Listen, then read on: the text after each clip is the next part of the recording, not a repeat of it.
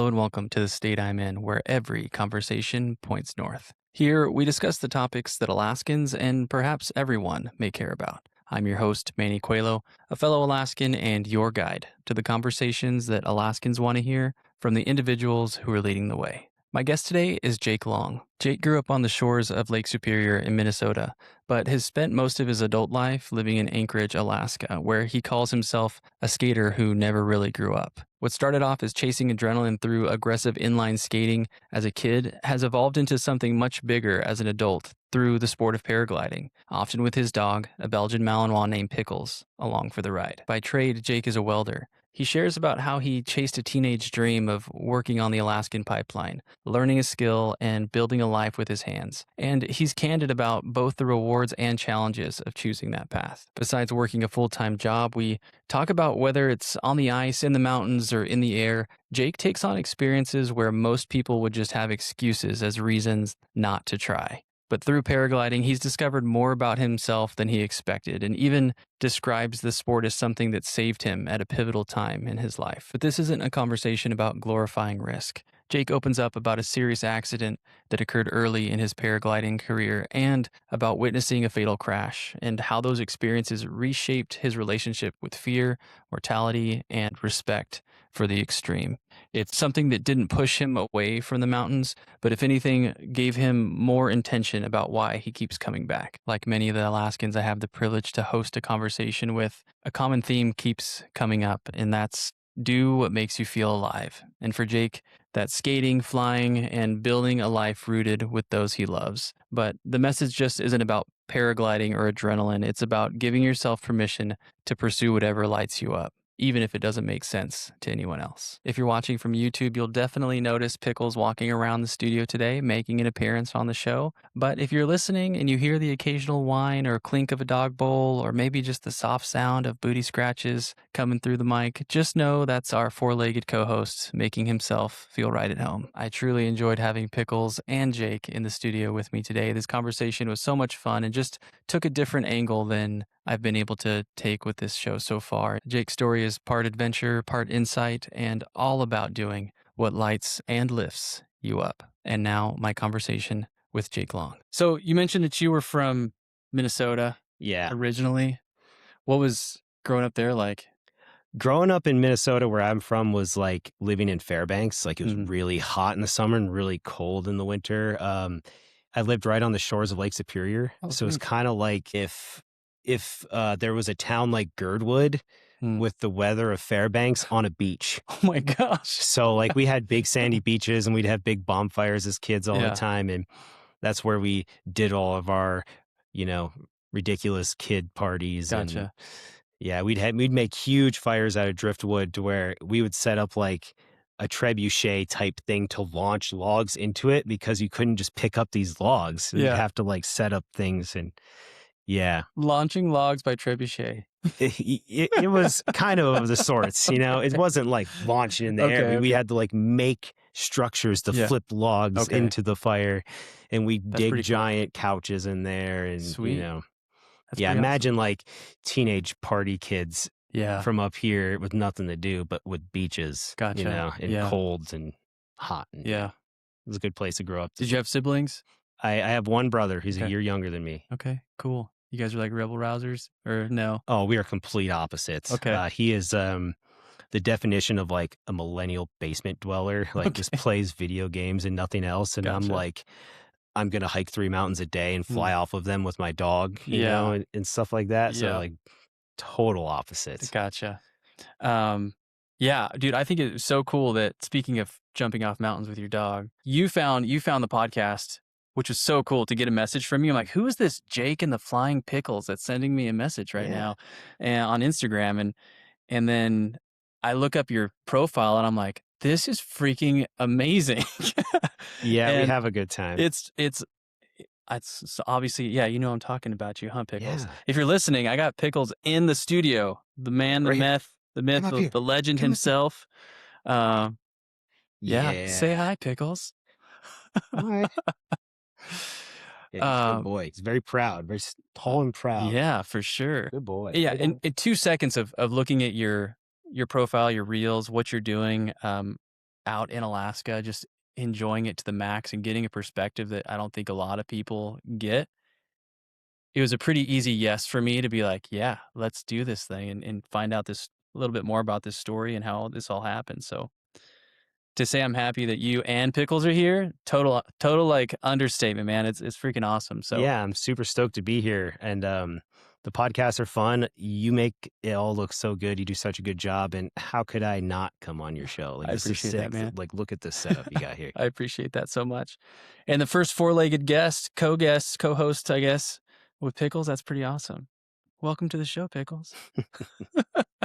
um, so let's talk about kind of those early influences, that early life for you. Like, so obviously kind of let the cat out of the bag. You paraglide, do some kind of extreme stuff Yes. here in Alaska.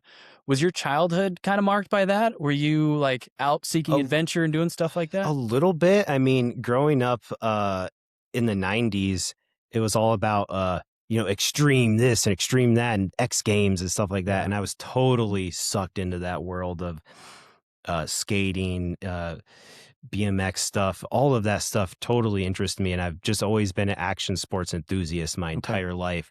And I kind of thought that would always stay to just kind of those sorts of sports, not really air sports. Okay. But then when I moved up here to Alaska, it was more of like backcountry skiing and snowboarding and that sort of world. But as my younger years, I was all about aggressive inline skating. I was grinding handrails and I lived that life all the way. It got to the point where we were teenagers and we were organizing like full-on street contests where there'd be like 200 people there, and the cops would come because there's 200 people at a church skating a handrail, and they're like, "What's going on here? Who's in charge?" And it's like me and my buddy at 16 years old, and so yeah, we were always that's where it kind of all stemmed from, was aggressive inline skating and biking and stuff like that. Yeah. Do you remember the Disney show channel or movie called Brink? Oh yeah. Do you remember Brink? Oh man? yeah, of course. That's like the only movie we have, you know? Brink was awesome. I had a much more conservative phase of inline skating, rollerblading and stuff like that. I wasn't really good. I could drop into a half pipe and that was like the extent of what I could do. But that's cool that you know about Brink, because I remember that movie being pretty awesome for the time. But anything else besides so like skateboarding too, or like any other what you would call like extreme? I was really into downhill skateboarding for a while, racing cars down hills, and got hurt pretty bad doing that. I like dislocated my shoulder and like twisted it around in a circle, and I was kind of done skateboarding in that fashion. In that sense. But I've just always kind of been drawn towards the more adrenaline side of activities. I grew up hunting and fishing too, but like that's just like too slow for me. I mean, I know we live up here. It's like saying a grown man doesn't hunt or fish. It's like, what's wrong with you? But it just doesn't interest me as much. It's a different speed, for sure. It's a different speed. I'm like a rage through the forest to smell the roses, and maybe you'll catch one or two roses. I'm not going to just slowly walk through and smell all the. No, I'm like a rage through. Sort of guy. Cool. What were your parents like with you having that bent towards the extreme and the adrenaline? Were they like supportive of it? Were they like? Absolutely not. They did not like it at all. My dad is an orthopedic trauma surgeon. Anytime I would break like a wrist or something, which I did so many countless times, he'd make me watch like the surgery on DVD and be like, "This is what you're gonna do," because he just had access to that media. And yeah, they were not too supportive. Still not supportive of the things I do. But I think they're proud of me now. But yeah, they were not excited about that. We weren't even allowed to have fireworks as kids. You know? And how did that work for you, Mom and Dad? Look at me now, you know. Jumping off mountains. Yeah. That's funny though. I guess I didn't make the connection. Yeah, with your dad being an orthopedic surgeon. He's like, "Don't you know what I do and what I see every day?" He'd be like, "We just put another kid in a wheelchair this week. Yeah. You're not allowed to go on trampolines." Oh man, I can tell you what, the trampoline parks, I'm sure, give a steady supply of business. They do. My dad thinks they should be outlawed. Yeah. And so many broken femurs. So grew up in Minnesota, living that life. What At what point did the transition to Alaska come about, like, permanently? Well, I was so lucky as a kid that I knew what I wanted to do when I was going to grow up. Mm. Always wanted to be a welder.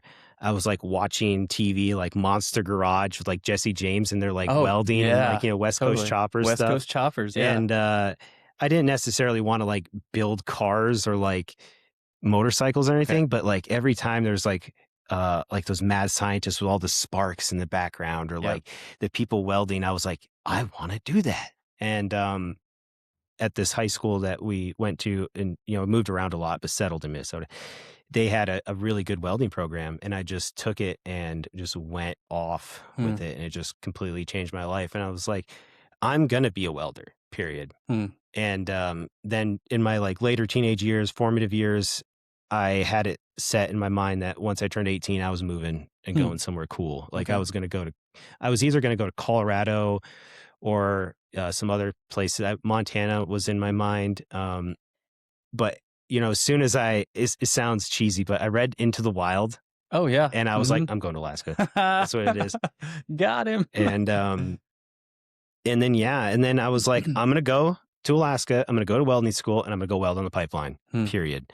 I've always been like, this is what I'm going to do. And I just tailor my life to it. mm, And, yeah, that's what I did. I moved up and I went to UAA and lived in the dorms and went to welding school. And they had a pretty decent program back then. Now they don't really have a program, but, um, and then I just kept going with it and going with it. And, yeah, I didn't weld on the pipeline, but I spent a lot of time on the slope and I've just been in the welding industry ever since. mm. I say I've been welding at least part-time since I was 15 years old. Dang, So, that's a long time, man. yeah. Are you still doing that today? Yeah, I'm still in the welding industry. Okay, cool.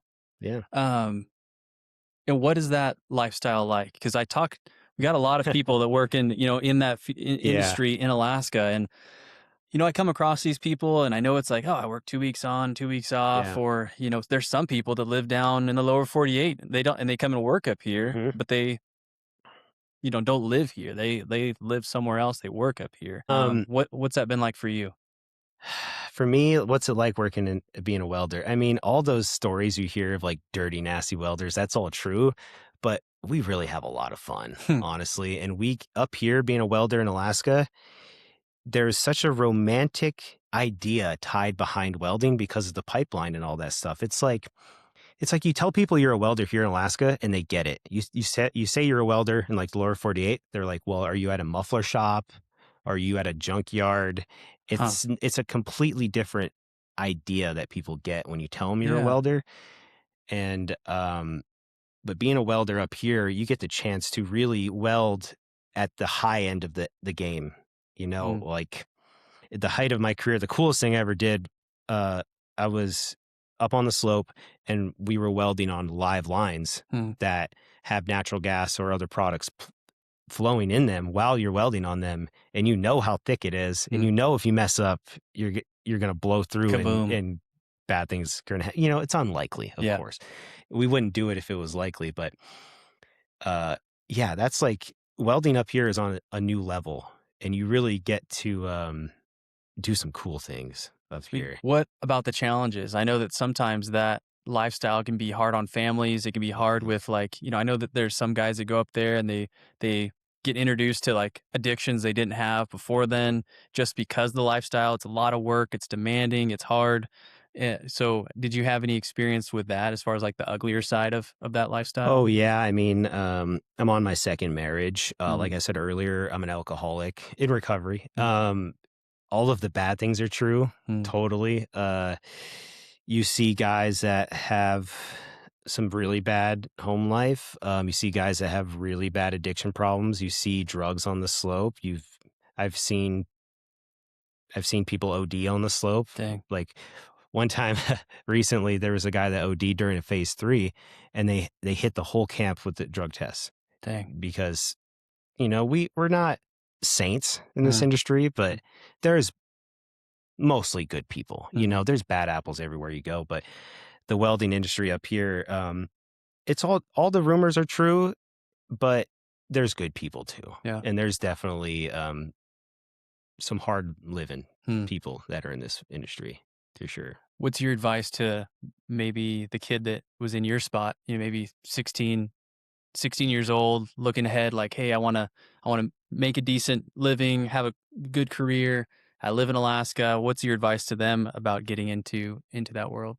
Uh, Kids now in 2025 probably have it a lot easier getting into the industry than maybe I did 10, 15 years ago because there's not a lot of younger guys that are trying to actually get into this stuff. Hmm, You could basically just go up to the shop and be like, "Hey, I want to sweep your floor." And I'm going to put my phone in my car and you'll never see me on my phone. You're getting hired immediately right then, you know? yeah, But if you're gonna want to be a welder, go weld pipe, learn how to weld pipe, and learn how to weld stainless, and shoot for the high end of welding. Don't just shoot to be just a welder. Go all the way to the top. Be the guy like me who got called to go weld on live lines, and there will be a great life for you in that. But also have your exit plan.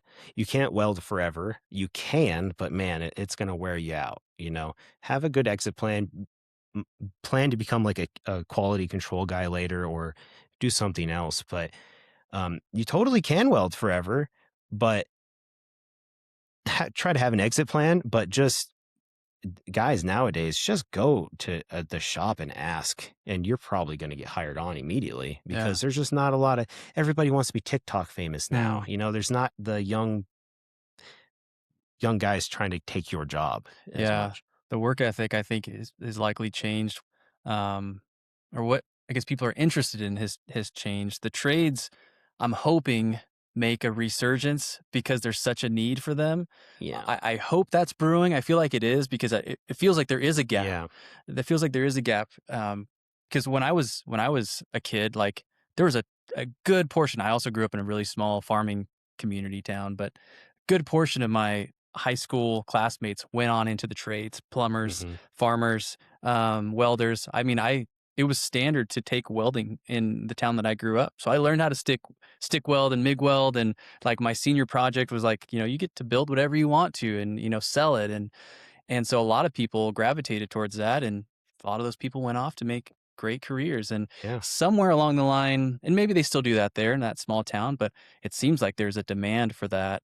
So somewhere along the line, there's like this gap. So I hope it's kind of going to make a Yeah. resurgence. You can kind of feel whispers of that in the industry right now. Like at my shop, there's a lot of young guys. Okay. It's like there's not a lot of guys that are like in their early 30s. It's like you're either late mid 30s, 40s, like, our generation, or you're Hmm. like 19. Dang. So Yeah. I think it's happening for Okay. sure. Cool. Good. Lots of girls are getting into it too. We've had some girls come through the shop and they've all Sweet. been great. Yeah. Like if you're a girl out there listening and you want to weld, totally do it. Mhm. Awesome.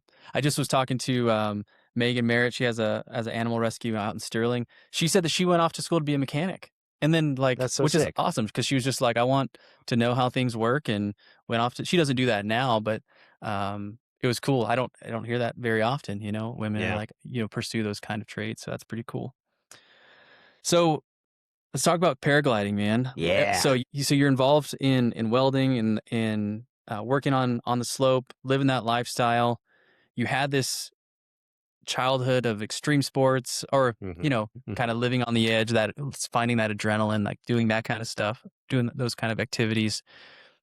When did that make a resurgence in adulthood, or were Yeah, you always totally. kind of dabbling, or how did I like was paragliding always come to? kind of dabbling. Like, when I moved up here to Alaska, I got really into backcountry snowboarding Okay. and rock climbing and stuff. I kind of always had it in the back of my mind that like I was going to start skydiving. Mm, And then there was this movie that came out with Red Bull, and these guys were like skiing and speed flying off of mountains and stuff. And they were doing like barrel rolls. And I was like, are they really going completely upside down on that wing and yeah. like just flying around? And I was like, man, maybe I could do that one day. But I was always a snowboarder. So then I Mm, like didn't think about skiing. yeah. And, so yeah, I kind of always knew in the back of my mind, like when I was going to retire and the kids were out of the house, I was going to be a skydiver. Mm, And my ex-wife bought me a tandem jump for Father's Day, mm, and I went and did that. And out in Palmer. You go on a skydive in Palmer, you see the glacier. Like, I forgot we were going to jump. I was like, oh, look at we're flying over these huge mountains. And then 10 minutes later, we're like getting ready to jump out. I was like, oh yeah. That's why this we came isn't up just here. a sightseeing trip. And of course, it was better than what everybody says it is. And then not too long after that, I went through a horrible movie style divorce. Just terrible. So I was like, I'm going to skydive now. I'm going to jump off of stuff. And it was 2020, so COVID. Yeah. The skydiving centers were closed. And I had a friend who you wouldn't think was a paragliding guy. He was like, just go paragliding. And I was like, huh. So I searched up like on Google paragliding schools up here and found one, and I called him and he's like, yeah, come out tomorrow. We're open. So I was like, oh, all right. So we went out and did some ground practice like for like 8 hours that day, and like jumped off this tiny little hill. Okay. And it just completely changed my whole life. And man, I just went into it as hard as you could. You knew at that moment, just that from that one exposure, one day of just jumping off the little hill, you're like, this is going to be freaking awesome. Yeah. And had a good instructor, who had also been through just a horrible divorce. He had been through some hard times too. Okay. And I had a lot of free time due to the divorce, so we were just hanging out every day, getting after it. And I'd always been outdoorsy and adventurous, but I never really knew, like, people are hiking mountains every day. There's people who hike flat top every single day, and you can do that easily, and that's not too audacious. And I was like, man, I just want to fly every day. And I was like, you can't do that. That's crazy. But people totally do that. So I just made that like my complete new life and identity of going after it. Yeah. And I never looked back. That's awesome, dude. Do you think that like having that guy, one, you got introduced to this awesome extreme activity that kind of itched that need that you had as a young adult, but then he also was going through some similar stuff as you were during that time. Do you think it was kind of like therapeutic, like that whole Definitely entering into that whole world? Definitely, especially because I was with my ex-wife for 10 years. I got married young, had kids young. I'm 34 and I have a 12-year-old kid and an 8-year-old. And when you have your life set up like that, my entire friend group and everybody I knew was tied to my ex-wife and all that stuff. So like having a new community to go to who didn't have all those preconceived notions of you're this bad person because of what somebody else said, that was really important and helpful for my recovery of like finding out who I was again.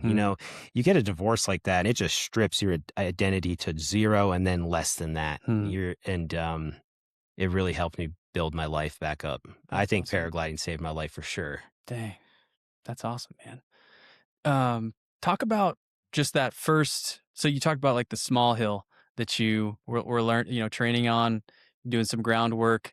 I'd asked you earlier if there's like a tandem version of like paragliding once you like get up in elevation, you're like, we're going to jump off this mountain now. Like, how do you ease into that? Or is it just you trusting what you learned on the ground for that first jump? Well, you start off slow. The first hill I flew off of was like 2-second flight, and it's at Scene Park in Anchorage. There's like a grassy little field with a little tiny hill. And you just get your practice laps in there and it just starts off slow. You're not like base jumping off cliffs right away. That takes years and years of dedication. You're not flying with your dog right away, you know? But it took a like 6 months to get certified and trained up to the point where you can go by yourself safely and not have a problem. Cool. What was the first jump where you're like, this is like pretty legit what I'm about to do right now? This isn't just a 2-second flight. This is like, holy crap. I felt like that immediately. Like if you're just standing on the ground and you bring the wing up, you feel that thing wants to take you. You feel the energy of it and you can control that. You can give it more, take it away, and just sitting there doing ground practice with a little bit of wind to get the wing up off the ground. You can feel the magic. You can feel the energy if you're like, man, this thing is powerful. And it is. It's designed to take your body and fly it. Yeah. So it's going to be strong enough to pick you completely off the ground, of course. So like, even before I made it off the ground, I was like, this thing is like a magical beast that you tame and get to ride, you Yeah. know? That's crazy. You said 6 months to be certified. So Yeah. is that just like, what do you need a certification? Like, is that You you need a certification if you want to live long. The laws are kind of wide open. It's kind of like an experimental aircraft type okay? where you don't really need a license. You can buy one of these off Facebook Marketplace for close to nothing, and Hmm. yeah, you can go out and might not get any legal trouble, but Hmm. if you want to be good and live a long life, you're going to want to get certified. And you can get certified in a much quicker way out of state. Some people go down to Utah and they'll get it done in like 3 weeks, four Gotcha. weeks, something like that. But up here, it's spicy. It's Alaska. And I'm very thankful that I learned up here where I live, Okay. because a lot of people do go down south and they learn uh, quickly. Having the dog in the show's an interesting dynamic. Sorry. Pickles is Fine. walking around, guys, Yeah. getting used to the studio.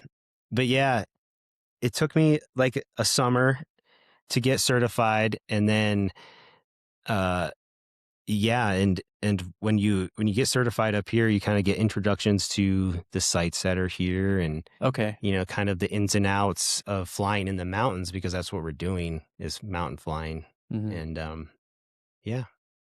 What's people's feedback to you about paragliding? Like when you started to get into it, and people are like, "Oh, you're getting Yeah.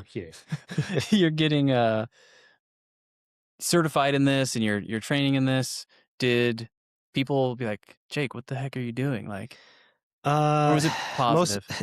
one of my friends said that's the most Jake thing I've ever heard.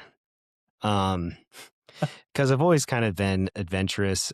Paragliding definitely is for everybody. You don't have to be a nut to do it, but Mm, of course, my parents weren't too stoked on it. But it's all been pretty good. I mean, I think everybody wishes they could do this stuff, but they maybe think they can't, or maybe they think they don't have the courage to do it.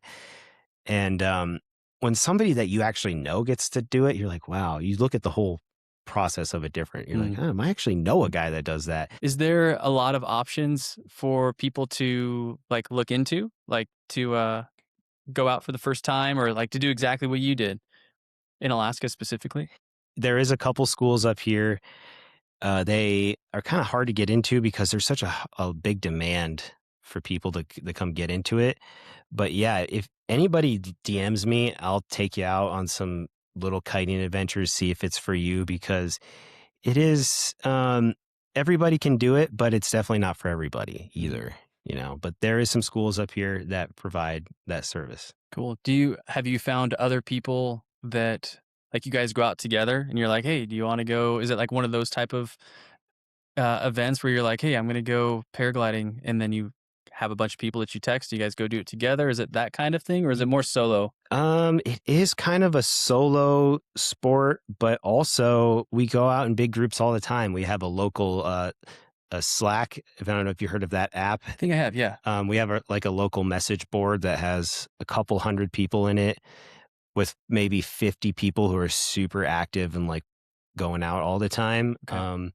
We'll invite people all the time, but sometimes I just go by myself to clear the head. Mm, Honestly, I'm a solo guy most of the time, mhm, but yeah, we go out in groups all the time too. mm, The other day, we just flew off of Orca, which is right next to right next to Alyeska, and we had like 7 people there, I think, or 6 people there, and that was a kind of a big group. mm. And in Hatcher Pass in the summer, it's pretty normal to see like 20 of us sometimes. Dang. Like a lot of people will go up there and be like, "Oh, I saw you and all these people out there," and it was like, Yeah. "Yeah, well, when it's good, it's good," you know. Yeah.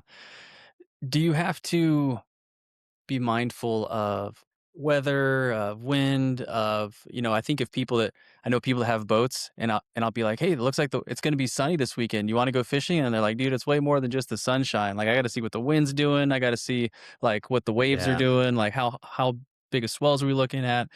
What's your approach when it comes to like conditions? Uh, yeah, you're basically half weatherman if Mhm. you're going to be a pilot. It's just like flying airplanes or any aircraft. You really got to pay attention to the weather. I'm all about looking at the wind at the elevation you're going to take off from. So usually you got to like look at the weather at 3,000 feet and at Mm. that time of day and what's happening. And can you really trust the forecast based off of small little things that all line up? And, it's a big state Mhm. with, and we're trying to look at a small area of weather. So you really got to get good at navigating what the forecast says and turning that into some results for yourself. But oh yeah, we are obsessed with weather, and it's just my wife will be like, "Are you weathering again?" And I'm just like, checking Yeah. different things and doing all this stuff. But it's mostly wind. We are surfers of the wind, so we need to pay attention to the wind and like what's the sun doing? No rain, of course, Mm. but yeah, Okay. weather's very important. What is your headspace like up there? I feel like when you decide to put a kite on your back and jump off a mountain, you get a perspective of Alaska that few get to experience. So I think that Yeah. that's got to be kind of like a next level experience for you if you want to share Yeah, what that's it's like. it's just pure magic every single time. Doesn't matter how long the flight is or how high off the ground, how low to the ground. It's just magic every single time. Like I have to stop myself from saying magic like 30 times in a row. Like when I talk about flying, um, the way I like to describe it is like if a human could fly, the way he would fly is he would take a couple steps, gain a little speed, and just jump forward like this with your arms out, like I'm flying, Jack, in Titanic. Like, Yep. and that's like the body position you need to mimic to make it perform the best. Mm, And it's just you're get a little speed and you jump with your chest forward, and you're just in it. that's It's awesome. just beautiful every single time, like a dream every Mm, single time. that's wild, man. How high are you at 3,000 feet? Well, the mountains we take off from are usually at 3,000 feet, so that's like the wind altitude because different altitudes the wind's going to be different. Yeah. Um, the highest I ever got off the ground was about 8,500 feet, and we took off at like 1,200 Hmm. at the 1,500 feet, and that's from finding thermals and ridge lift and certain things that the wind are doing. Hot air rises, Hmm. and if you find some hot air rising, you're going to go up in it, Hmm. and that's the highest I ever got off the ground, somewhere around 8,000 feet. But people have gone way higher. The world record's like almost 30,000 feet. Like Oh you my get stuck gosh. in a big cloud, like a big storm cloud where there's like thunder and lightning happening, like a big, tall cumi. Hmm. There is insane lift coming up through there, and you can get stuck in that, and you're going to go up for like thousands of feet a minute. It feels like Hmm. you're falling upwards. Dang. And yeah, there's some pretty wild things that happen there. It's a whole Crazy. nother story. There's some stories you can look up, and there's some documentaries about people who've gotten stuck and climbing really high, Dang. and yeah, freezing up there and Jeez. bad things. Yeah. Yikes. We're gonna get into some like talking about risk and mortality and kind of your view on death and stuff like that here in a little bit. I feel like when you people that do high risk activities, for me, that's one thing I consider is that like you could be like I could potentially die doing this, So we'll Yeah. get into that in a little bit. Um, what I do want to find out is at one point, did you think, who would really love this is my dog? I didn't really think about it honestly until like I like my wife now has dogs, and I kind of grew up with some dogs, but I never had a dog of my own. And I kind of thought that at the point of my life where I could have got a dog, which was pretty recently, I didn't think I'd be a good dog owner Hmm. because I'm flying 100 or more flights a year. That means I'm out hiking in the mountains 100 or more times a year. That dude's pretty busy. I Yeah. didn't have time for a dog. And then I saw some other people who were flying with their dogs on the internet, and I was like, I could just take them with. And then I realized too, like I could just fly off of chill spots that I already fly at, and he could just run on the ground and chase me, like a skier, Yeah. like a dog skiing. Mhm. And then I was like, man, yeah, I really could get a dog and I could make this happen and it would be fun. It would be rad. Uh-huh. And I didn't even like really think about filming or anything for a long time. Mhm. And but yeah, it's just I didn't really think I'd be a good dog owner. And then I realized I could fly with my dog. And I was like, yeah, I'm gonna be a good dog. So enter Pickles into the chat. Hmm. Um, your Instagram handle's Jake and the Flying Pickles, Yeah. and I realized within 2 seconds who Pickles was, Yeah. and that's a dog that you fly with. Did you when you had this idea, was Pickles already in the picture, or did this come later on? I knew before I got a dog, I was going to fly with my dog. Okay. And he was already named Pickles when I got Oh, him. really? So I was like, Okay. I'm dumb enough to keep that name. Yeah. Come over here. And yeah, I just kind of knew that if I did have a dog, he would have to fly. Hmm. So I just kind of knew already going into it that it was going to happen. Okay. Talk about Pickles' age, breed, Yeah. where the story of, how he came into your life. Yeah, like I said earlier, I was a heavy alcoholic, being an oil field welder. Basically, that means you're an alcoholic. And I wasn't drinking, and there was an event happening for St. Patrick's Day, and I just went to the rescue place, and he picked me. And he's now 2 years old, and he's a Belgian Malinois, and he's squealing, walking around the studio. And uh, yeah, he's a good boy, isn't that right? Um, But yeah, he's very chill for the breed. The Malinois you see on the internet are pretty crazy. And that also comes with, we live a really active life. Mm, So you kind of got to be a Malinois human. You mhm, got to be a little bit crazy to have one. But yeah, he's just been great. Best dog in the world. There's probably nothing that changed my life more than getting divorced, starting paragliding, getting Pickles, and mhm, welding in the oil field up here. mm. Like, honestly. That's awesome. So talk about that first flight with Pickles. I mean, you kind of had you eased into paragliding. Mhm. What was the train up for Pickles to join you? Yeah, I knew it was going to have to be slow. We put like 10 different tricks together. It started out with all the basic normal stuff. You have to have super down, like sit, stay, come, heel, all that stuff. Then I trained him to run in between my legs on command. That's very important. Mm. And then to sprint in between my legs on command. Hmm. And we did that by rollerblading and having Oh, him go in between my legs and having him perfect. pull me. And I would say, let's fly, fly, fly, fly, fly. And he would chase and go so he'd know to run full speed in between my Mm. legs, because that's not a very normal trick to Yeah. teach a dog. But then once we were kind of doing that stuff at the same time, I would take him with me kiting, practice hills, so that he could get used to like being around the wing, because when it picks up off the ground, it's like a loud whoosh, Mm. it scared him like the first time only. Mm. After that, he was never scared again, because I picked the wing up and I ran off a hill and he had to chase me, and he loved it.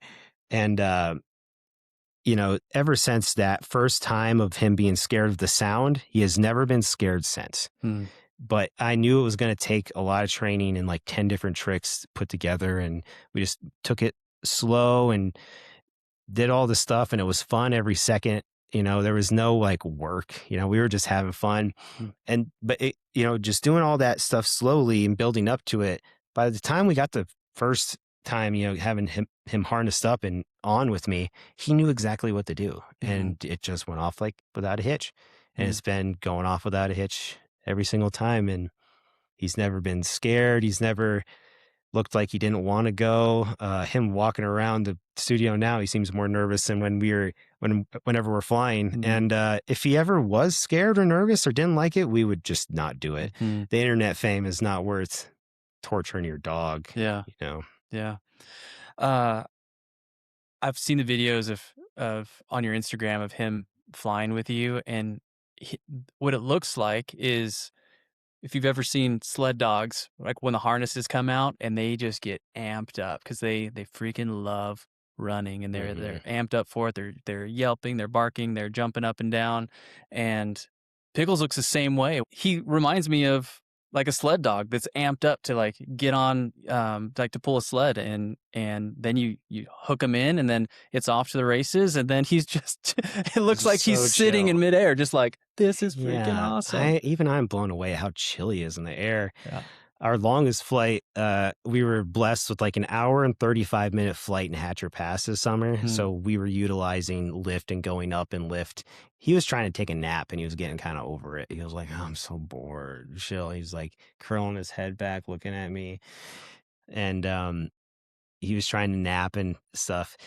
But yeah, he's just so chill. And even if I pick up the backpack or even if I say it now, he'll go crazy. His Like, ears just perked up right now yeah, when you said yeah.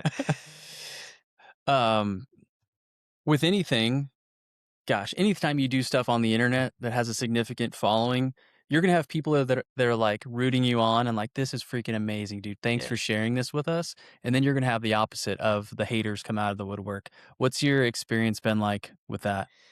Oh, yeah, we get our fair share of haters. I try not to get too involved with them. It's hard not to, though. It's like I didn't like try to make this happen, this internet fame. I didn't think it was going to happen. I'm just surprised and grateful to be here. And I've just grew up being a skater kid, making my own videos, and I just kept doing my stuff, making videos. And but yeah, there's a lot of people who think that dogs should not be doing the things that I'm doing. And you gotta, some cultures just treat dogs different. Like down in Mexico, street dogs are, that's a thing. Mm-hmm. Could you imagine a bunch of street dogs up here? Like people aren't like that here. Yeah. We treat our dogs a lot differently, and we train our dogs to do cool stuff. But yeah, I get a lot of haters sometimes. Yeah, I bet. It's interesting. But you said earlier that you saw someone doing this on the internet too. Yeah. So you're like Yeah. you're not the first person to ever strap your dog in a harness and do this, are No, you? definitely not. Okay. I would say there's probably only about 3 or 4 of us that do Dang. this, Okay. and there's like one other guy other than me that do it a lot and Mm. post a lot about it. And we're good friends on the internet. He's a rad dude. I'm sure Cool. he'll see this. Sweet. And but yeah, I kind of knew that you could fly with the dog before I even got it. So, but yeah, there's a couple other people that do it. It's not that common. A lot of people will not do it very often with their dog either. Mm. So we do it quite often because I'm usually speed flying, like a small wing, high performance, close to the ground, doing barrel rolls and stuff. And the dog is the time for me to be chill and just take my dog on a walk, and that's just how we go for a walk. Which is wild to me. Yeah. I don't know how dogs communicate, but Pickles will meet my dog Thor later on today, and I don't know if he's gonna be like, "Hey, dude, so how your walks go?" Because I can tell you how mine go, Yeah. and my dog's gonna be super jealous, or he'll look at him the same, like, "Holy crap, dude, you're a celebrity." Yeah. Like the number one comment we get is like, none of the other dogs are going to believe his stories, Yeah. stuff like that. No one's going to believe him. Yeah. And yeah, it's cool. You have a couple other dogs too. Pickles Yeah. isn't your only only Yeah. dog. Do you have any waiting in the any others that you might train to take out with you? Yeah. We just got another Malinois puppy. We have a 10-week-old Malinois puppy, and that's how you would think it would be, nice and Yeah. crazy. We have another healer who's like 12 years old, and we just put a dog down like 4 months ago, and that was another healer. I'm And sorry. very good dog. Mm. Rest in peace, Daisy. Yeah, it's always rough putting But yeah, we're a putting dogs down. Malinois family. Once you kind of get a good high intelligence working dog, there's just a magic to them. Mm. There's something about them, and we're a Malinois family for sure. That's awesome. Let's take a break real quick. Yeah. Stretch the legs. All right. So I mentioned it a little bit earlier with, people that do extreme stuff. I mean, I have a weird fascination with it. I feel like my view of death is like kind of interesting. I like to read what like the Stoics say about death. Like, I'm a Christian. Like, I know, like I believe in God. Think there's an afterlife, and I still have a weird fascination with death and kind of fear of death. And I look at people that do extreme stuff and I'm like, I wonder if they're just like, whatever happens, happens. Or do you confront it? Do you not think about it? Like, what is your perspective on doing these like high risk things? Or at least maybe it's not high risk because of the things that you've taken in consideration. But for me, the person that doesn't jump off mountains with a kite on their back seems like a pretty high risk thing. Like, what is your view on all that? Yeah, we could talk for 6 hours, 10 hours. But I have always done kind of considered high risk activities. Um, you definitely use your skills to mitigate all that risk. But also, if you, if I sat here and told you I didn't think about death and that I wasn't scared of death, that's a complete lie. If I ever died paragliding or died in the mountains, and if anybody ever said he died doing what he loves, that is bullshit. Nobody thinks they're going to die doing this. Nobody wants to die doing this. Really, it's like a celebration of life is how I kind of look at it. There's this awesome documentary about the first base jumper who's also a huge Christian that I suggest everybody watch. It's a Sunshine Superstar or something like that. Okay. And he always said, we're glorifying God Hmm. to do this. I'm not a very religious man, but it's just an expression of the human spirit. You know, we've always wanted to fly and we've made it happen now safely. Now we do it for fun. Like what would the ancient, people think of us now? What would Yeah. Da Vinci think? Hmm. But I definitely think about death a lot, and it's not like I'm scared of it, but I definitely think about it probably more than the average person because of Hmm. the things I've done. And because I've seen somebody have a fatal accident. I watched somebody go in, is what they call it. Hmm. I've crashed myself. And in that moment of when I crashed and I was unconscious, it I think of it as if I died. A lot of us call it our second birthday when we Hmm. have a crash that is like that. In my second birthday, I crashed up at Bird Ridge. I chose to fly off of this site. Uh, like every good accident, there was like 10 bad things mixed together. But I made a bad call and I was knocked out for a long time, and it was just pure nothingness. And it was like the next thing I had to do was like, oh, I'm crashing. This is the next thing. Uh, but the thing about death is it completely changes. Doing things like this completely changed the way you look at living, your decision making. Like watching people stay in line at McDonald's to get food, you're like, that seems more ridiculous than what I'm doing to me now. Hmm. But I think death is something that's guaranteed. We all know that. Hmm. How are you going to live your life? We just drink up the cup of life as hard as you can all day, every day. And I used to kind of like force myself not to think about it. Hmm. But I had this conversation with my best friend, Tyler, in Minnesota, and he was like, I think you just don't care Hmm. about it. I think you don't care if you live or die. And I was like, man, I never really thought about it because I don't, I think that when you die, it's not your choice. Nobody thinks, oh, I'm going to die now, unless you're suicidal, and Hmm. that's a different issue. Yeah.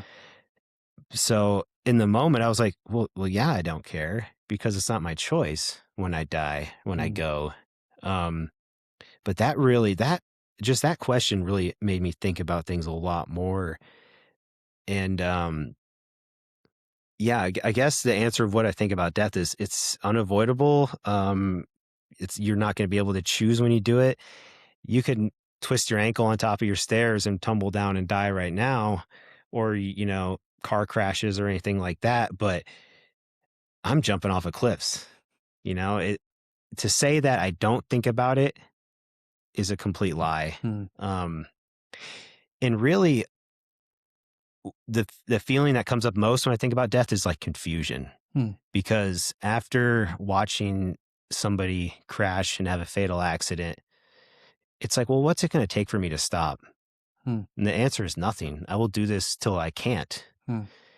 And that's kind of a confusing thing to think about. Like, Like if you watched your buddy crash on a motorcycle, you'd probably sell your motorcycle. Most people would.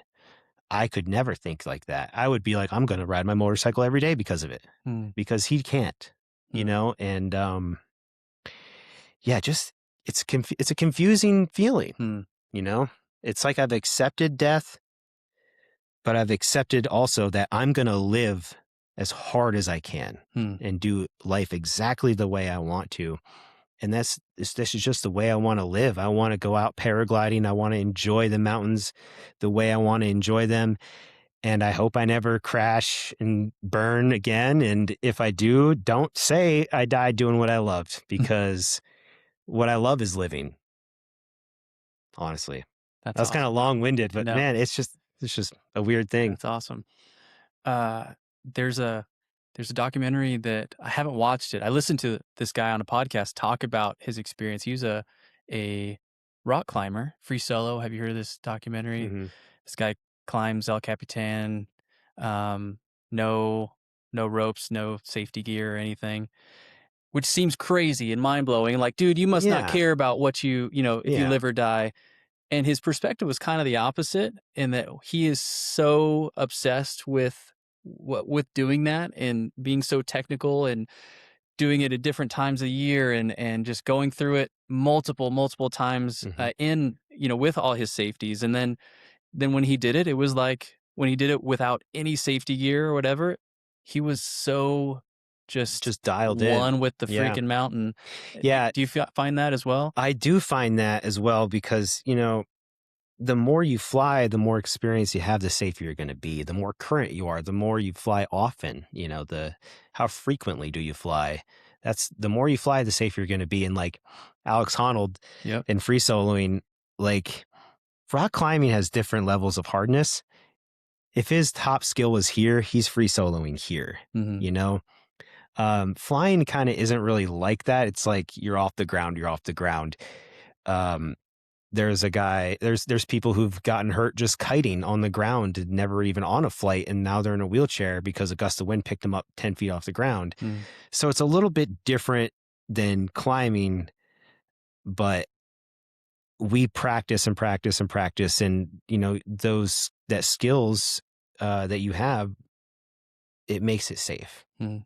you know Yeah. So you said that you go pretty often, like hmm maybe more often than most. Your videos, I've seen videos in summertime, wintertime. hmm Like, and you're still working full time yeah. welding too. Like, so when Yeah. do you find the time? Do you schedule this? Yeah, we talked about the weather being a big part of it. Yeah. Do you have a certain goal that you set out to achieve each month, or how does that go with the frequency? I did have a goal, and I really was numbers driven, of like getting this many done. And that's when I got hurt. Okay. And, I kind of just like let go of that pressure. And I just realized that I'm just going to want to fly every single day. It's like making love. You want to make love every day, right? But you don't necessarily get to. I just am so obsessed with the sport Mm.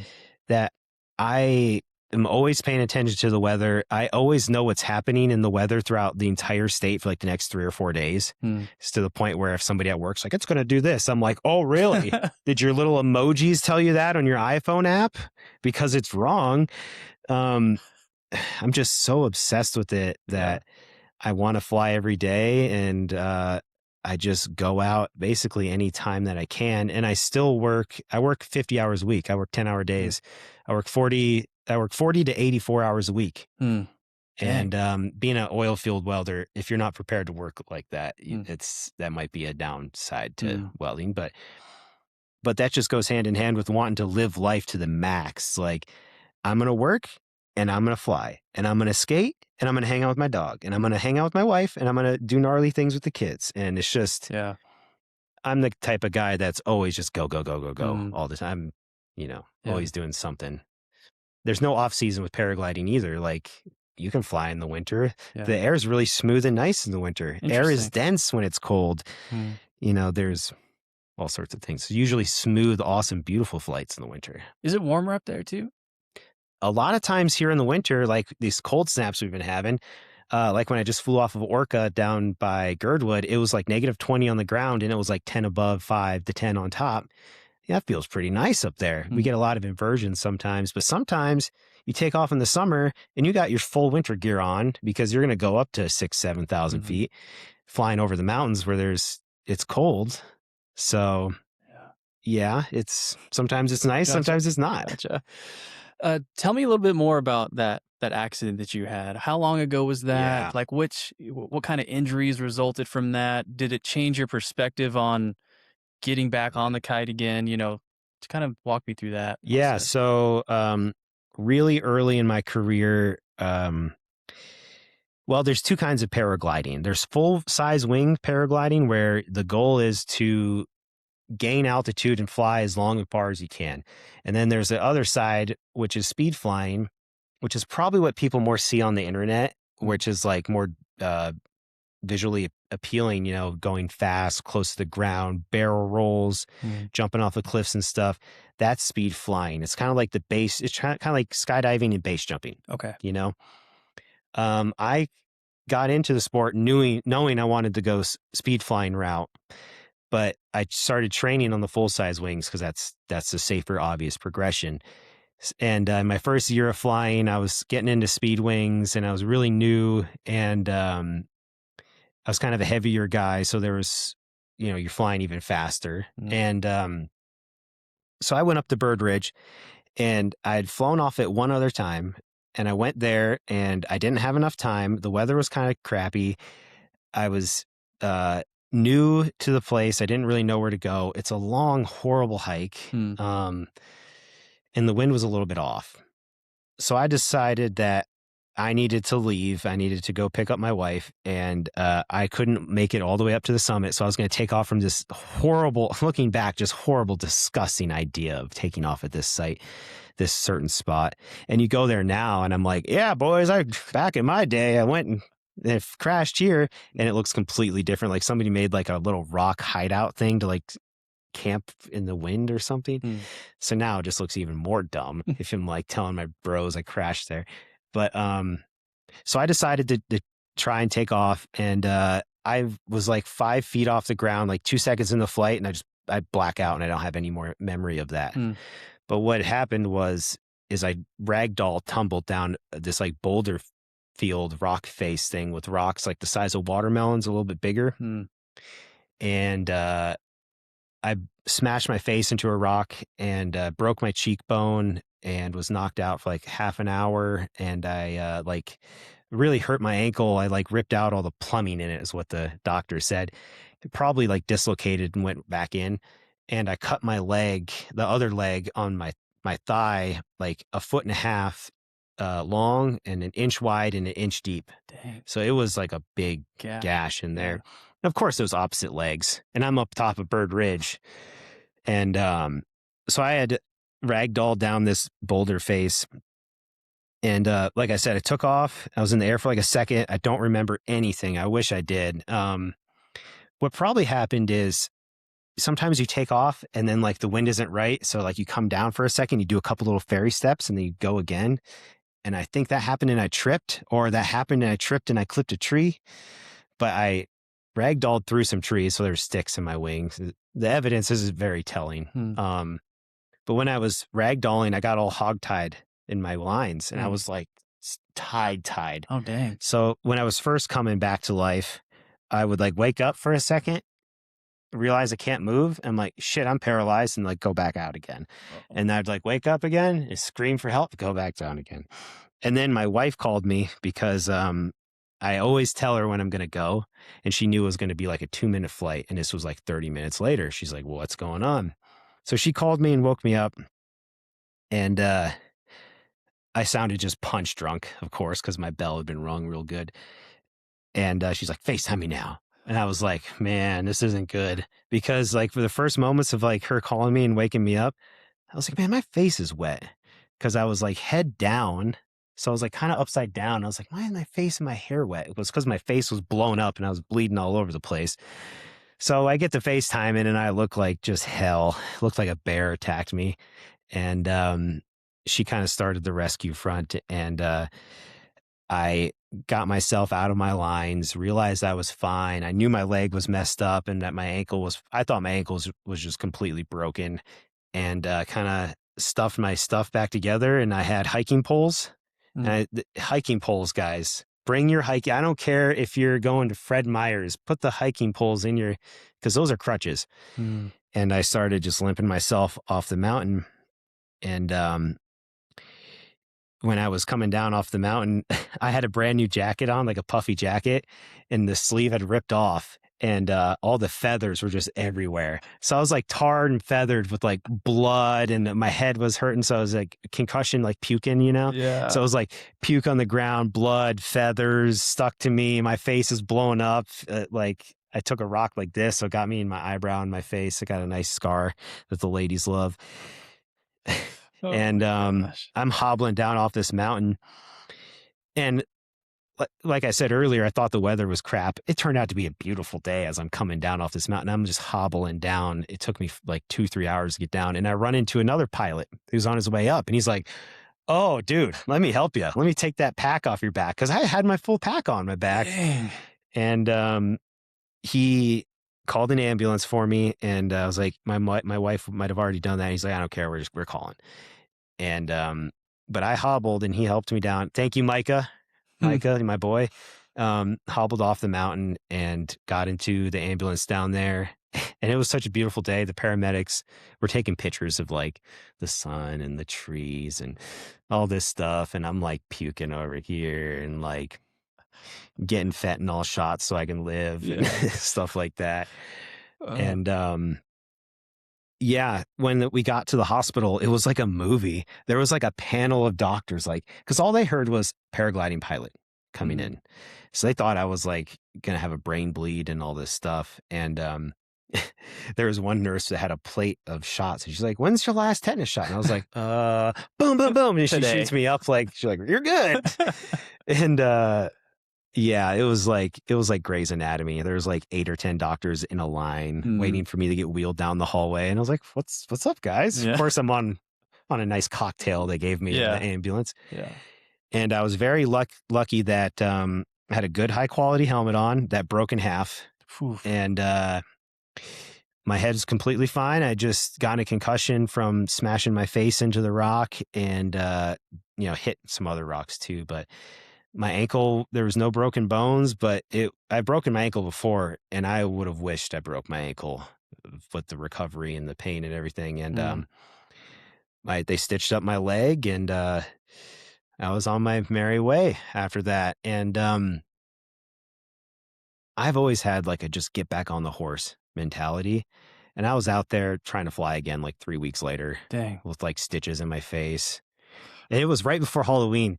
And even better. Yeah, even better. So I was drinking back then. So we went out to the bar, and these old timers, I like disgusting old dive bars, being an old dirty welder.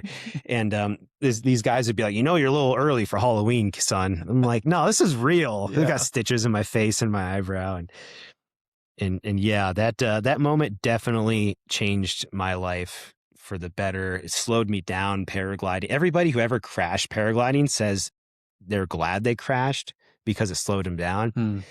And I'm just lucky to be alive, have my full mental capacity somewhat. No, I'm fine. That's just a joke. But and to be walking on my own feet, honestly, because 9 times out of 10, it would have been fatal for sure. I got super lucky. That's crazy, man. Listening to that story, you bring up something that I didn't really consider, and that's you're hiking your butt to the top of these mountains in order to jump off. It's not like you're just driving somewhere, pull off, and like, here we go. Maybe there's places like that, but at least in this situation, you crashed, and it was like, now I got to get myself out of here. Yeah, now you're on top of Bird Ridge. That's a hard hike for most people. It was rough. Dang. But no trepidation going back out there, no hesitancy to be like, it made me want to go more because I didn't want that to define my paragliding career. I've always cared about the things I've done, and I've always been really passionate about it, and I just had to get back. If anything, it just made me fly even harder. I flew more after that, probably. That's awesome, dude. Same thing with quality. After I saw Josh Randish. When he had his fatal accident, I just the very next day, for like days in a row, I was just pounding it out to Mm, clear the head and just to get back on it, mm. you know. So you were in the air when you saw that guy go down? Uh, I took off first and I landed and I turned around and watched, and I was probably 2, 3 miles away. So I'm watching a dot. Mm, I didn't see a lot, but I saw it. mm. And yeah, that was a bad day. That's rough, That was a man. bad day. That's rough.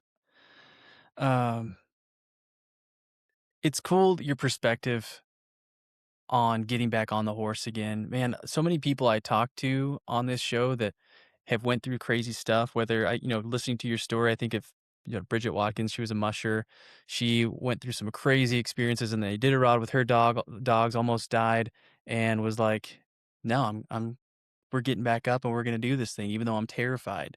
And working through that and um talked to Tyler Johnson a few weeks ago, got mauled by a bear and was like, "I'm not gonna Yeah. let this keep me from going out and doing what I love and being in the woods." Yeah. And I think what's really cool is that there's so many people here, and maybe it's just because this is where we live, or maybe there's people like this all over the United States. But what fascinates me about your story and the story of so many others is when they face something that it's like could be a stopping point, they're like, "No, we're gonna keep going." Yeah. It's a crossroads. Gotta make the decision.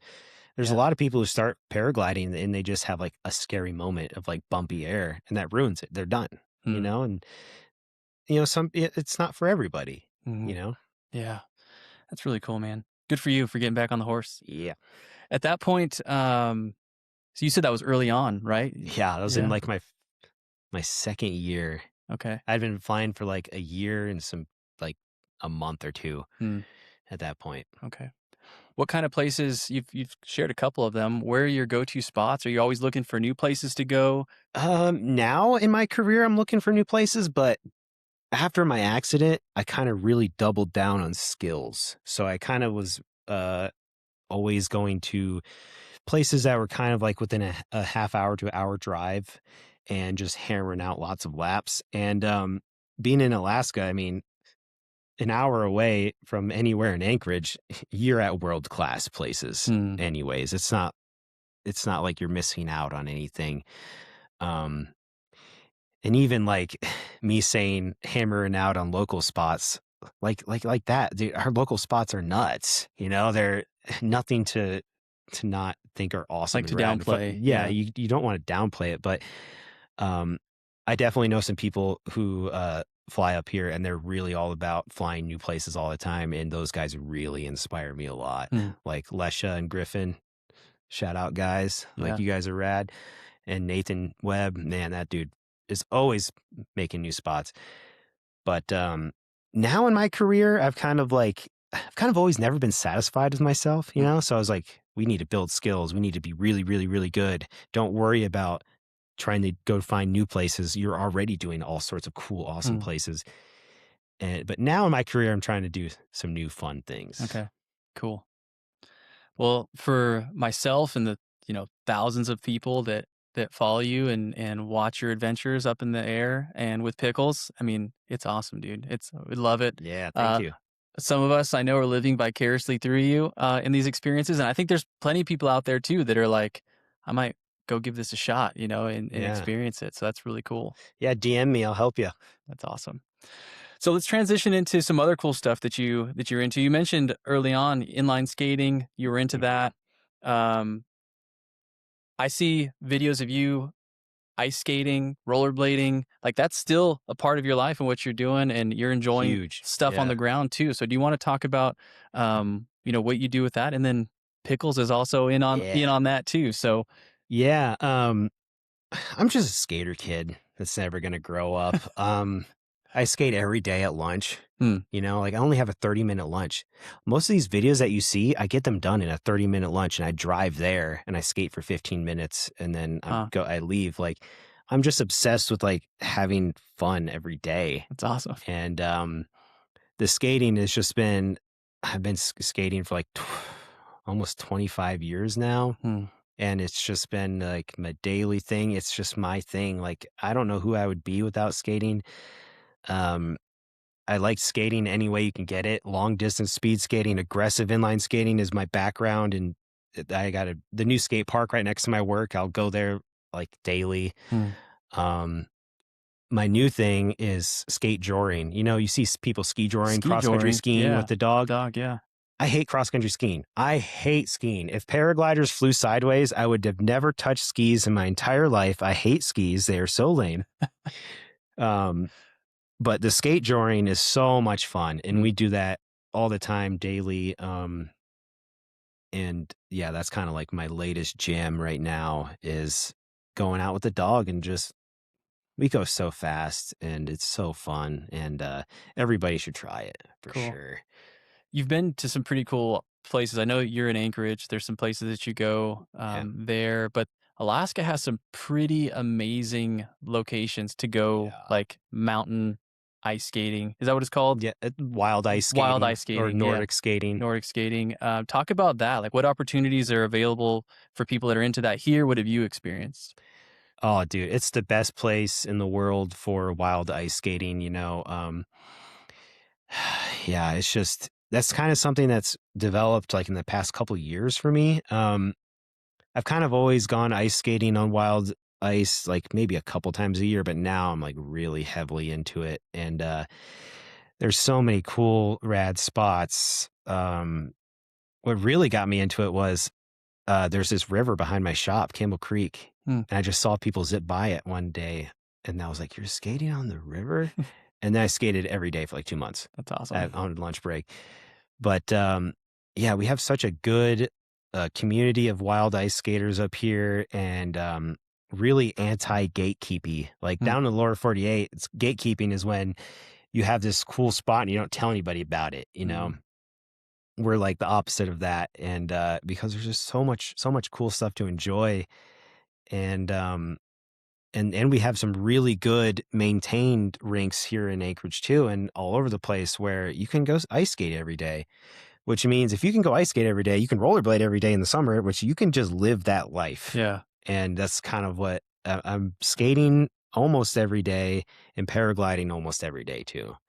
That's the So dream for you, brother. yeah, You yeah. found the right spot. The dream is we go and we skate with the dog, once a day. We fly the speed wing once a day, and we fly the big wing once a day. Mm, That's kind of the gotcha. real jam. That's awesome. Um, so it sounds like I had a question in here just about like the difference in experience between your motivation to go and paraglide versus, the enjoyment that you get out of skating. Is there a different attitude? Is there a different approach? Like, I'm going to go do this today because I feel this way, or I'm going to go do Yeah, this today. Like, what's your, it's totally like that. yeah. I listen to how my body feels a lot. Like if I feel good, I'm going to hike flat top 3 times, then go to the gym, Mm, stuff like that. I'm very active, but sometimes the ice is just good and you need to get it before it snows in 3 days. yeah. And then Opportunistic. yeah, you gotta take those opportunities. And sometimes the wind is just cranking the right way and you gotta go surfing with the boys down at Kincaid Bluffs and fly for 3 hours with eagles right there next to you. Amazing. You just feel the day out, and there's always fun to be had up Mm, here. I've never understood why people don't do anything with yeah. their lives. Yeah, you are definitely inspiration to me. It makes me feel that way. Like, what am I doing? Why am I? You're running this rad I mean, podcast. yeah, I'm doing this too. But the cooler people that I talk to, I'm just like, I got to block some time out to go and experience some of this stuff that people are doing. Um, There's this quote that I heard. It's from Jeremy Jones, this big pro snowboarder guy. He told his kids, figure out what you like to do and what you love to do and do it often. The world will be a better place for it. And man, that kind of changed my life. Like, mm, especially because in my previous marriage, I didn't have that much freedom to go do the things I wanted to do because she just did not want me to be that kind of person. mm, And once I like fell into that part of myself of like being more, somebody willing to do activities like that every day, it just made me a better person, and all the people around me noticed. And it's just, that's the best person I can be, is somebody who's gone skating at lunch, planning to go fly later, and, hanging out with my wife, and, don't fight those urges to be mm, that person. A lot of people think they can't do that. They can't, oh, I I can't take a little wing, ball it up, throw it in the air, and then jump off a cliff at flat top. Yes, you can. You just might need some training, but Yeah. you can totally do any of those things. And if you do those things you love, maybe it's knitting. If you need to knit, go knit, Yeah. and the world will be a better place for it. Yeah. That's freaking awesome, man. Got me pumped for it. I hope you pump Yeah. other people Yeah. up too.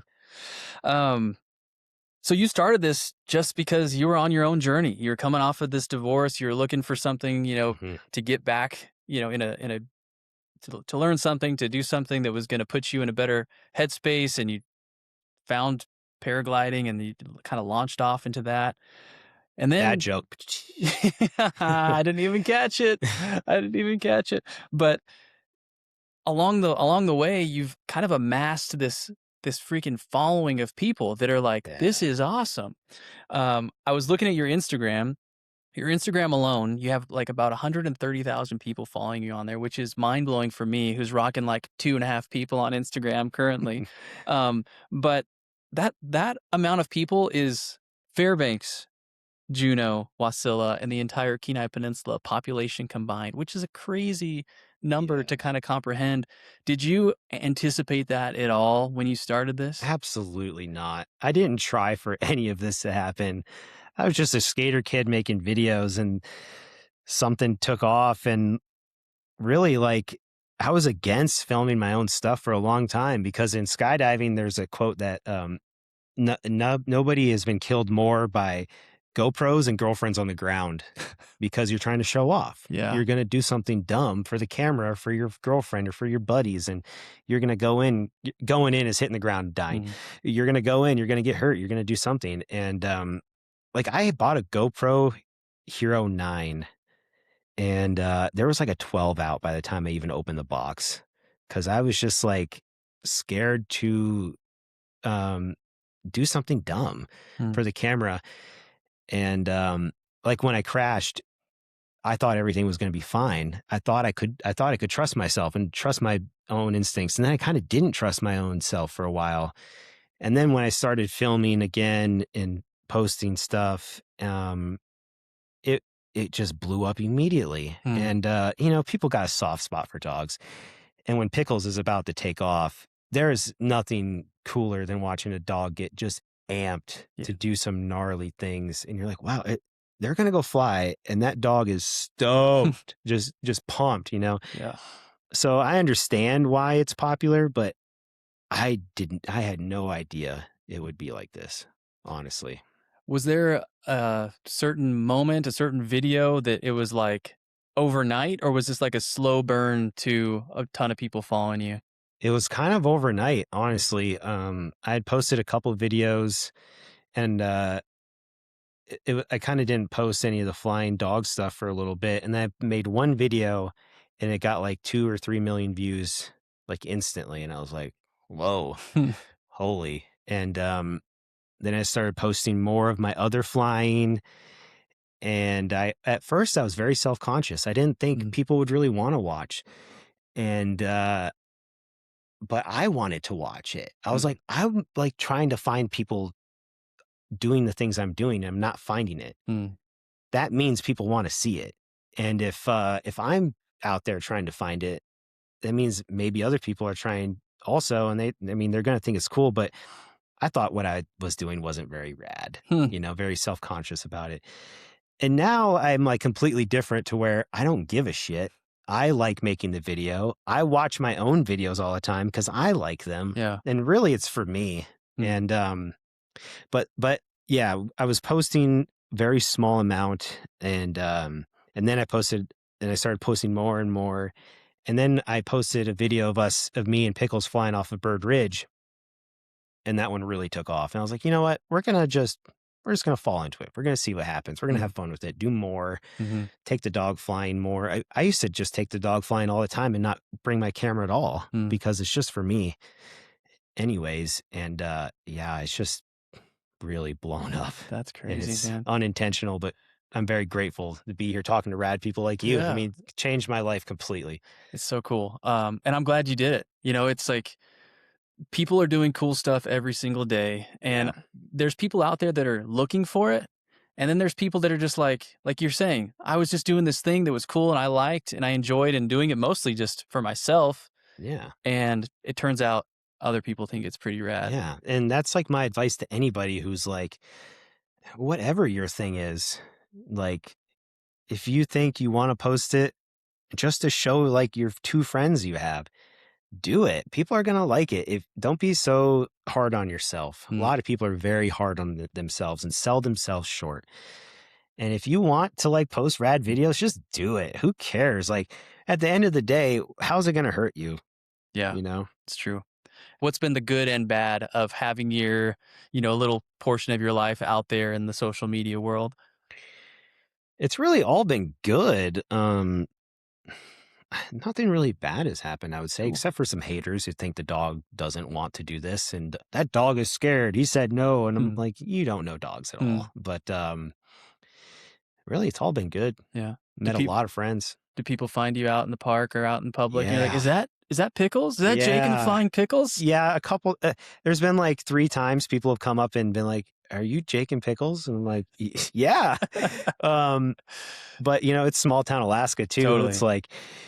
It's like people are like, can't be. And just, Yeah. but I get we get stared at a lot. A Mhm, lot of people will take pictures of us when we're skate joring mhm, because not too many people do that mm. on skates. But yeah, we're starting to get recognized in public Oh, cool. and it's rad. That's awesome, dude. If you recognize me, I'll take a picture of you guys. I love it all.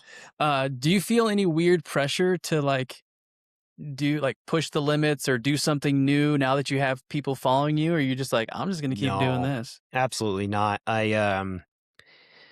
Those feelings and those intentions, that's how you get hurt in our sport. Mm, Yeah, you just gotta do what's right at that moment. And I have a lot of people trying to work with me now, and they don't really understand that it's condition based. And I don't mind telling them no and no and no when they want to go because I'm the one flying off. So I try to not let it influence mm, me, other people trying to work with us. mhm, But if anybody wants to work with us, we'll mhm. do it. I Yeah, love it. Like this stuff, I love it. that's smart. What are you excited about right now? Like, Mm. we're in the middle of, or yeah, in the middle of January, looking ahead at the next year. Like, is there any exciting trips that you're going to take or projects that you got brewing? I know that recently some sponsorships have come out of the Yeah. woodwork, which is pretty cool. Do you want to talk about that? Yeah, I just got hooked up with Ermin Skates, and Sweet. I'm so pumped about that. Congrats, dude. And AK Mountain Dog treats, super rad people. Very stoked. That just happened like was a couple days ago. Sweet.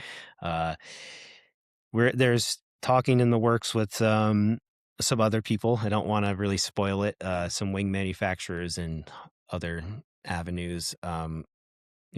Making some childhood dreams come true Nice. for sure. And just really trying to kind of be professional about it. Mm, And that's really fun too. Like taking this thing you do for fun and being professional about it when you work with other people, it just makes some magic, mhm. like what we're doing here now. Like this is some awesome stuff.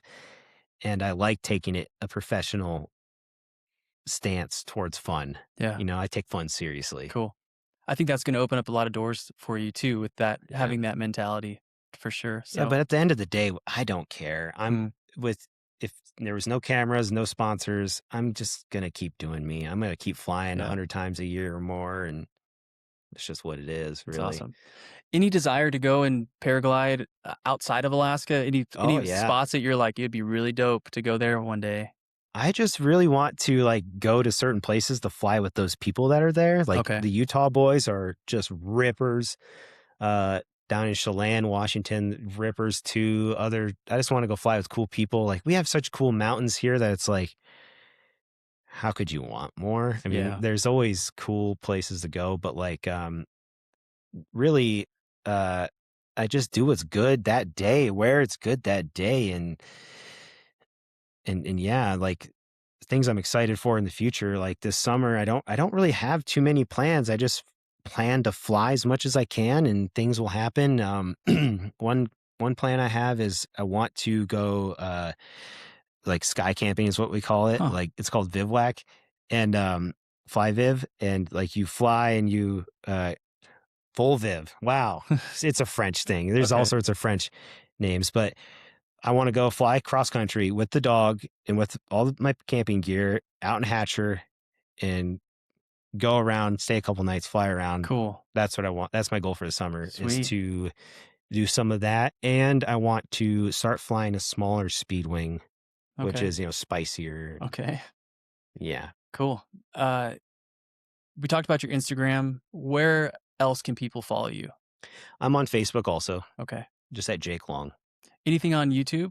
No, not yet. I've been, Okay. of course, everybody and their mom says, you need to get on YouTube. And I'm Mhm. like, well, yeah, I probably should. Yeah. But, it takes a lot of time. It's a lot of work to edit all that stuff. And my main focus is out there doing this stuff, Yeah, having fun. having fun. I have a lot of fun editing videos and stuff, but the main focus is just getting out there and Mm. doing it. I'm sure I'm going to get on YouTube eventually. I should do it this winter, but Yeah. we'll see. Having the fun is the most important part, though. Yeah, living the life is the most important Yeah. part. So, what is your advice to someone that's listening? They're living in Alaska, they're listening to you share these stories, and whether it's paragliding, some other extreme sport they're doing, what is like your takeaway advice for them after hearing you talk about both the Yeah. highs, the lows, the getting into it, the experiencing the accident? Like, what is the takeaway that you want them to hear? Whatever your sport is, just do it. Whatever you want to do, just go after it. If you want to go fly fixed wing planes and you want to fly float planes or get a motorcycle or start painting, just do it. There's no reason not to. And you're only doing yourself a disservice by not doing those things. And don't sell yourself short. You can do those things. You can go base jumping. Mm, All it is jumping off of a thing and going like this. yeah. Like it might seem that easy, but there's some things you got to do, but anybody can do anything. Anybody can come out flying with me. When I was training to fly, it was like a group of people. I was the only one that was under the age of 55. Hmm. And anybody can do this stuff. Anybody can do what they want to do. Just go live your life. Gotta go live, man. Yeah, man. Was that Matthew McConaughey? I think he said that. You Yeah. just gotta go live. Well, man, I'm so thankful you came down from Anchorage to hang out with me and do this. I love it when people come in person. The virtual stuff is cool too. We live in a really big state, so I get it's not Yeah. always like practical for people to travel down. But the more that I do this, the more people are like, "Yeah, let's do it. It sounds Yeah. awesome. Let's do this in person." Yeah. And that's my heart behind it is to be able to kind of see more than the 90-second reels. We were talking about Yeah. that. I see that on Instagram, and it's like you see a glimpse of someone's life, and you're like, "Gosh, that is so amazing." But you're only able to really share your story in these little clips, and to be able to sit down with someone and get the full story about what led you to do this, and then like your heart behind it, it makes it that much more special and rad. And so Yeah. thanks Thanks for for having me, man. totally. Love doing this um stuff. so I always ask every guest that comes on the show, this is the state I'm in, so it's all about Yeah. Alaskans doing cool stuff. That's why you're here. And or Alaskans that have a special area of expertise. And do you have any suggestions on someone that you'd like to see on the show? Chris Reynolds for sure. Okay. Yeah, he's this paragliding instructor up here, and he's always kite surfing and paramotoring and paragliding and doing all sorts of crazy stuff on ice skates and kites, and he's just I want him to adopt me so he can be my grandpa. There's this another skater guy that I'm always skating with, Old Man Jim. He would be probably a cool one too. He's the only guy who skates more than me that I know of. He probably skates like 1,000 miles a week. Like he's just always getting after it. Mhm. Paxton from Ermin Skates, Okay. the owner of Ermin Skates. He's super rad dude who really like pioneered the sport of Mhm. Nordic skating up here in wild skating and showed it to the world. And I'm excited to help show that to other people too, help blow up skate joring. There's countless people. Cool. So many rad people up here. I've always thought that like our local news show needs to have like a old gnarly Alaskan dudes section where like once a week they just like interview somebody sick, Yeah. and you got to be the guy to do Right. it. Dude, that'd be sweet. I know these people that have grown up in this state and doing like the stuff before the internet existed. Yeah. Those are the real goats for sure. Yeah. Um, Sweet, man. Well, I'll definitely keep those in mind as I continue on with this. I told you earlier, speaking of skating, um, knowing that I was going to come talk to you, I had the opportunity to go ice skating for the first time, which I'm embarrassed to admit. I've lived in Alaska for like 14, 15 years or something like that, and have never went ice skating before. Taken my kids to go, but I was more like making sure they didn't fall and like was Yeah. there with them. But um, it was it was a cool experience to be able to go and get out there, and I was like impressed with how fast I picked it up. It was like probably it's been 20 something years since I put skates of any kind on, let alone to put on some ice skates and go out and do it. So it's something that Sick. watching you out there has definitely encouraged me to do and take the opportunity. I'm on the lookout for some skates right now, Hell yeah. to go and just get out there, man, and do it. People like you are definitely inspiring to people like me that have a tendency to kind of stay indoors and not go and experience all that we have available to us to Yeah. experience. There's a So lot of fun to be had. for sure, man. Well, anything else that we missed? Anything else that you want to cover that we didn't get a chance to talk about? I don't know, man. We did such a good job. It's been super Yeah, it's fun. been I'm glad you came. been a good time. I hope you enjoy the peninsula and you're down here for the weekend and Yeah, we're gonna make the best of it. warmed up a little bit. So Yeah. we'll see what Yeah. happens. But Jake Long, otherwise known as Jake and the Flying Pickles, thank you so much for coming in today. Yeah, thanks for having me, man. I come back anytime. Awesome. If you enjoyed today's episode, please consider supporting the show by joining me on social media. Each week, I share the most thought-provoking, jaw-dropping, or just interesting moments from conversations just like you heard today. I'm currently on Facebook, Instagram, and TikTok at The State I Am In Podcast. Engaging with me on social media by liking, sharing, reposting, and commenting what you think is a simple and cost-free way to help other Alaskans and people everywhere find these conversations. You can also subscribe on YouTube and wherever you're listening to podcasts, whether that's Spotify, Apple, or iHeartRadio, wherever. Be sure to leave a review. These small actions really do make a huge difference. I'm committed to growing the state I'm in by sharing thoughtful, honest conversations and voices from all across Alaska. And if you or someone you know has a story that reflects Alaska beyond the postcards, gift shops, and tourist traps, I'd love to hear from you. Now, more than ever, I believe sharing the voices of our fellow Alaskans truly matters, and I will continue to do this work for as long as there are people willing to sit down and share meaningful conversations. Keep North Alaska, and thank you for joining me on The State I Am In.